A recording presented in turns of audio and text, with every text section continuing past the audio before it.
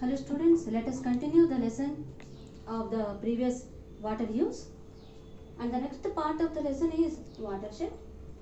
Watershed, the definition of watershed is an area of land that separates water flowing to different rivers. So now you see, suppose here one river is flowing, otherwise some water part is there, a stream which is flowing like this. Sometimes it splits into different tributaries, and one part of the splitted tributary flows towards this river and the other part flows towards the other river. So this kind of land part which is called as the watershed, and the usefulness of usually these kind of watersheds are useful for soil conservation and water harvesting. Usually while flowing, the next part of this one is the water flow. If you will see the water flow during the rainy season, the surface flow would increase, and some portion of water it goes to percolate, and the next portion of the water it flows towards the sometime it go and flows towards the outflow, joins with the outflow with the river, or sometime with the lakes, sometime with the wells and bore wells, like that. And if you will come to the percolation of the water, it is very useful for the long run. And percolation, we could see layers of the internal layers, as I have already explained you. Here two layers of tectonic rocks are there, and while the water during the time of precipitation, monsoon season, that time it will percolate like this, the first layer of the soil, and it comes to the first layer of the tectonic plates, where usually the water recharges, and these are the rocks which are pervious rocks we call. So the water recharges up to here, and up to here, though the water level will be here, this is called the water table. This is called the water table. So whenever we go for digging a well, otherwise a bore well, we have to go up to this level. Then for the long run also we can use the water. So the water flow is useful for percolation of the water and at the same time recharging of water table. Water flow is related to agriculture. The uses of water is related to agriculture, and then domestic usages, agriculture. Not only the water use, that is domestic use means for cooking, drinking, washing, cleaning. Along with that, if you will go for agriculture, the first purpose of agriculture is irrigation and supplying of water for the production of the food grains, and different kind of uses are there.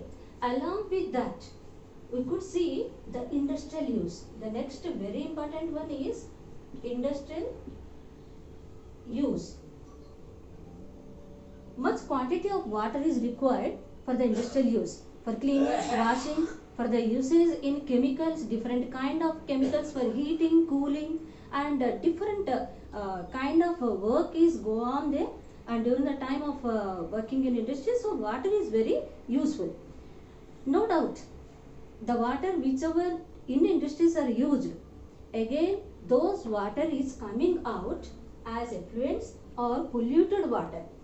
Just now, as we have discussed the percolation water, these polluted water which is coming out from the industries are also percolating along with the fresh water, and naturally that polluted water whichever is percolating in the recharging in the underground water, naturally is polluting the other part of the land and other part of the recharged water.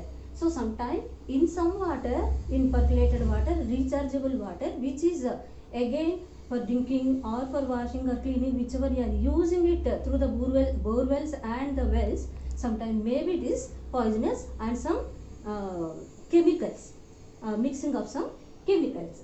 So these industrial industries, whenever they are using the water for different purposes, they should use the water management also. So that should be, that steps should be taken by both the industries, at the same time government. The Government Industrial Act must pass the resolution to water management, industrial waste water management. Along with that waste whichever is coming, if they will manage the water, waste water in a proper manner, then you can check the pollution of the underground water. The next part of the lesson is sustainability.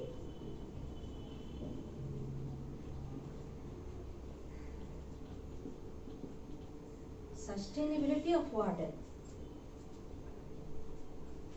If we will go on using the water, in future maybe our future generation, they may not get the water for any use.